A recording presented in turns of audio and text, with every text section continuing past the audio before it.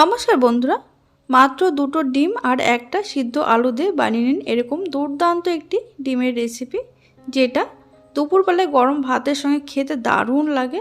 আর এইভাবে এই রেসিপিটা বানালে দেখবেন সবাই একদম আঙুল চেটে পুটে খাবে, এতটাই টেস্টি হয়। তার জন্য দেখুন এখানে আমি একটা বাটির মধ্যে দুটো ডিম ভেঙে নিলাম, আর এখানে নিয়েছি একটা বড় সাইজের সিদ্ধ করা আলু। আলুটা সিদ্ধ করে ভালো করে ঠান্ডা করে নিয়েছি। এবার দেখুন একটা গ্রেটারের সাহায্যে আলুটা গ্রেট করে নিচ্ছি আমি। এখানে আলুটা গ্রেট করে নিয়েছি। এবার এর মধ্যে দিয়ে দিচ্ছি একটা ছোট সাইজের পেঁয়াজ কুচি। পেঁয়াজ কিন্তু একদম ছোট ছোট করে কেটে নিয়েছি। তারপরে দিয়ে দিচ্ছি ঝালের জন্য কাঁচা পাকা লঙ্কা কুচি।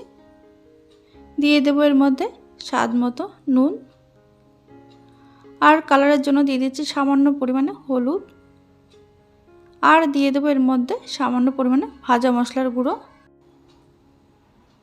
এবার দেখুন একটা কাঁটা চামচ দিয়ে এই মিশ্রণটা খুব ভালো করে ফেটিয়ে নিতে হবে।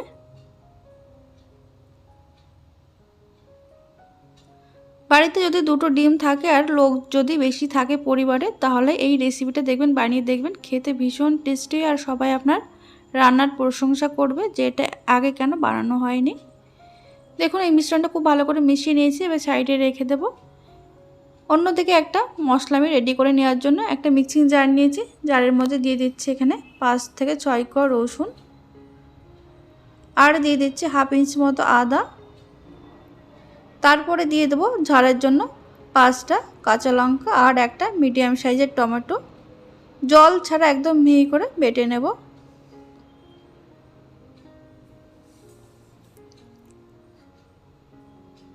দেখুন এখানে মশলা একদম মিহি করে বেটে নিয়েছি, আর কালারটা বেশ সুন্দর এসছে।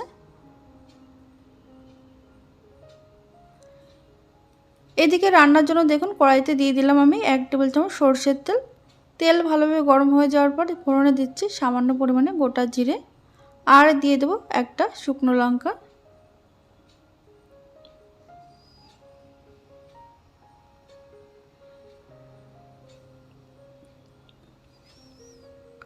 ফোড়নটা 10 সেকেন্ড একটু নাড়াচাড়া করে নেওয়ার পর এর মধ্যে দিয়ে দিচ্ছি একটা মিডিয়াম সাইজের পেঁয়াজ কুচি। পেঁয়াজ একদম পাতলা পাতলা করে কেটে নিয়েছি এখানে। পেঁয়াজ 1 মিনিট একটু ভেজে নেব লো টু মিডিয়াম আঁচে।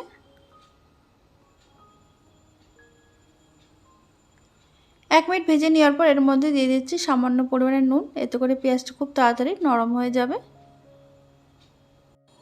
দেখুন এখানে পেঁয়াজ একটু লাল করে ভেজে নিয়েছি। এবার এই পেঁয়াজের মধ্যে আমি দিয়ে দেব আগের থেকে বেটে রাখা মশলা।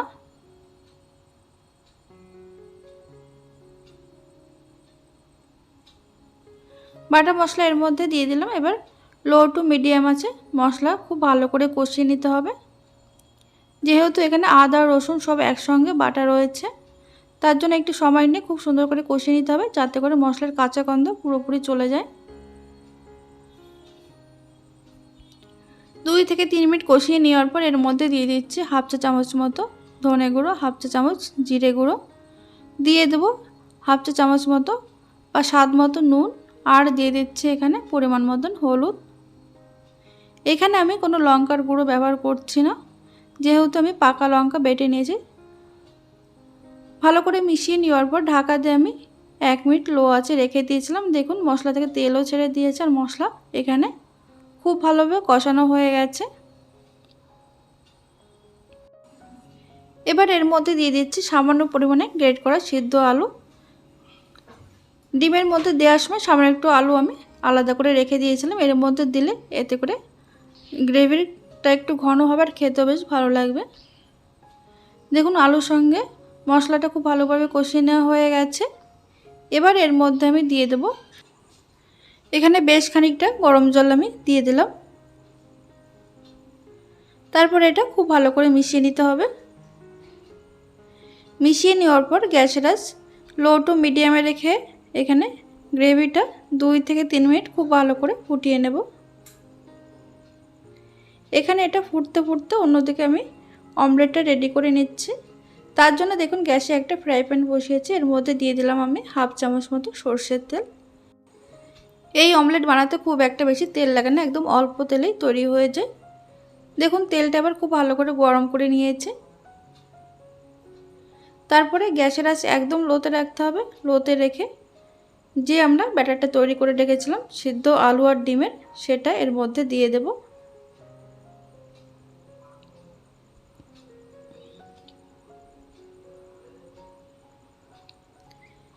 এবার একটু সমান করে নেওয়ার পর গ্যাসের আঁচ লো টু মিডিয়ামে রেখে ঢাকা দিয়ে 2 মিনিট রেখে দেবো এইভাবে। 2 মিনিট পর ঢাকনাটা খুলে নিয়েছি। দেখুন নিচের দিকটা খুব সুন্দর হয়েছে আর কালারটাও কিন্তু ডার্ক কালার চলে এসেছে। এবার এটাকে সাবধানে উল্টে দিতে হবে। উল্টে দেওয়ার পর ঢাকা দিয়ে গ্যাসের আঁচ লো টু মিডিয়ামে রেখে 30 থেকে 40 সেকেন্ড অপেক্ষা করতে হবে। তারপরে এটাকে উল্টে দিচ্ছি আমি। দেখুন নিচের দিকটা কিন্তু খুব সুন্দর কালার চলে এসেছে, এটা খুব সুন্দর তৈরি হয়ে গেছে। তারপরে গ্যাস অফ করে একটা প্লেটে আমি নামিয়ে নিচ্ছি। এবার এটাকে আমি পিস পিস করে কেটে নেব। এখানে আপনারা আপনাদের পছন্দ মতন ছোট বা বড় পিস করে কেটে নিতে পারেন।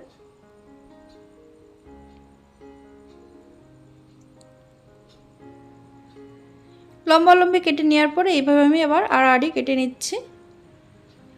এটা এমনিও খেতে ভালো লাগে, ভীষণ টেস্টি হয়। এইভাবে বানিয়ে আপনারা অমলেটটাও বানিয়ে খেতে পারেন বা বাচ্চাদের টিফিনও এটা তৈরি করে দিতে পারেন। দেখুন ঠিক এরকম হয়েছে, ভীষণ সফট হয়েছে। এদিকে দেখুন গ্রেভিটা খুব সুন্দর ফুটে গেছে। এবার এর মধ্যে দিয়ে দিচ্ছি তৈরি করে রাখা অমলেটগুলো। এইভাবে একবার বাড়িতে অবশ্যই বানিয়ে দেখবেন, খেতে ভীষণ ভালো হয়। একদম আঙুল চেটে পুটে খাবে যাকেই খাওয়াবেন। দেখুন সবগুলো দিয়ে হালকা হাতে মিশিয়ে নেওয়ার পর গ্যাসের আঁচ একদম লোতে রেখে ঢাকাতে এটা 3 থেকে 4 মিনিট আমি রান্না করে নেব। এতে করে অমলেটগুলো ভীষণ সফট হবে আর বেশ জুসি হবে। দেখুন 4 মিনিট পর ঢাকনাটা খুলে নিয়েছি আর উপর থেকে দেখুন তেলও ভাসতে শুরু করে দিয়েছে। ঠিক এরকমভাবে রাখতে হবে, এর থেকে বেশি ঘন করলে কেননা ঠান্ডা হওয়ার পর আরেকটু জমে যাবে, তাই গ্রেভিটা ঠিক এরকমই রাখবেন। এবার উপর থেকে দিয়ে দেব সামান্য পরিমাণে গরম মশলার গুঁড়ো।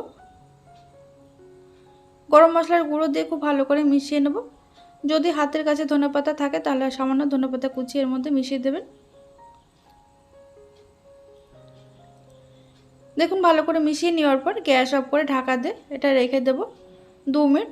তারপরে গরম গরম ভাত হোক বা রুটি যার সঙ্গে খান না কেন খেতে ভীষণ টেস্টি হবে।